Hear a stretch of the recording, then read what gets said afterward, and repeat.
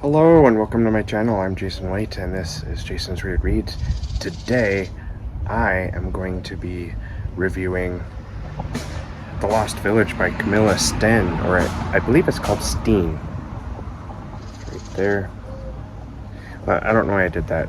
Picture's going to be right there. So before I get into that, I just want to say I don't have my usual background here because it's summertime now, and my office is where where my son likes to play the Xbox, and he's pretty busy doing some campaigns right now.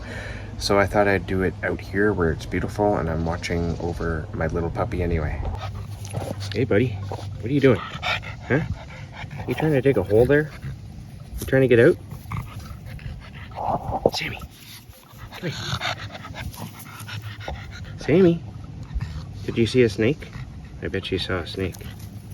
So I'm using my phone here to record this this miniature review, and I hope I can keep the camera straight for y'all and look where I'm supposed to instead of looking at myself. So The Lost Village by Camilla Sten. Now I listened to the audiobook of this, and that's how the author pronounced her last name, but it looks like it's pronounced Sten, so I don't know. So the basic premise of The Lost Village is that a woman named Alice Lindstedt goes to an old mining town that was abandoned a long time ago. Actually, it's not abandoned. A lot of the people who lived there just simply disappeared. And this woman, Alice Lindstedt, or Alice, as it's sort of pronounced in the book,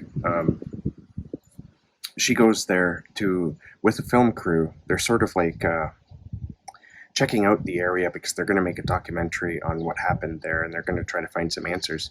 And Alice Lindstedt, her family was in the Lost Village when everything happened. So a big part of her family disappeared. I can't remember how long ago this was in her history, but I'm pretty sure it was her. Let me see here.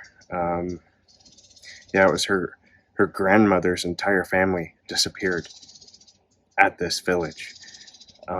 So she's going there to, like I said, to investigate the area and make sure there's something there where they have enough material to make a documentary on the subject.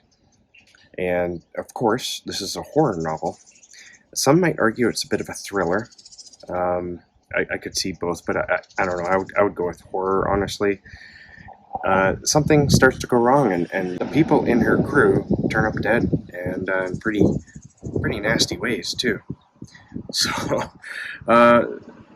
if you like that sort of idea, it's something that fascinates me, honestly.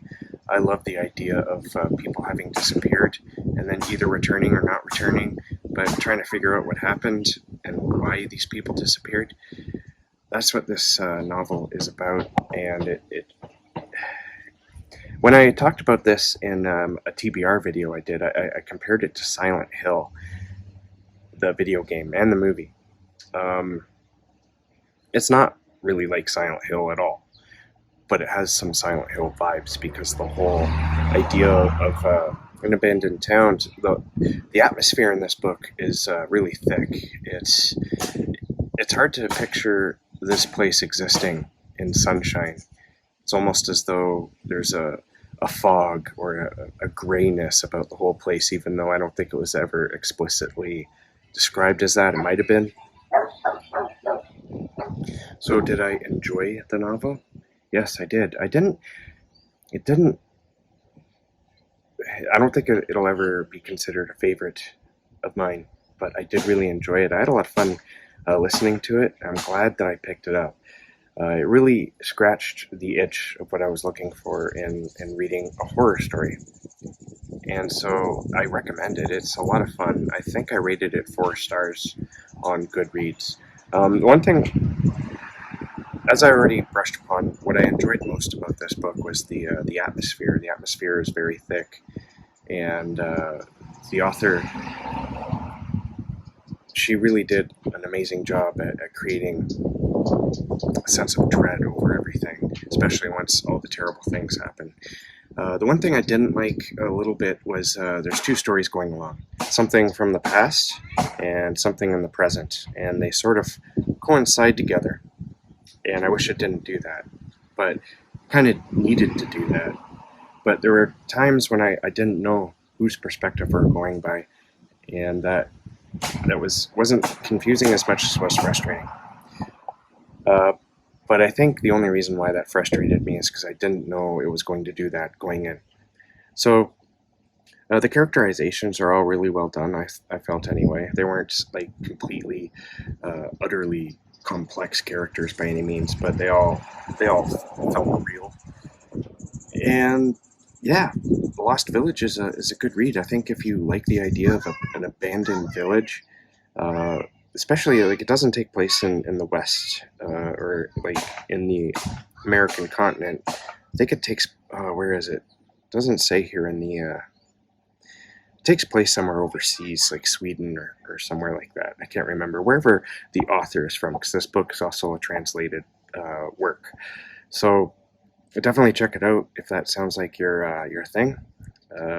Thank you for watching. Keep being safe and keep being creative, and I'll catch you guys in the next bookish video.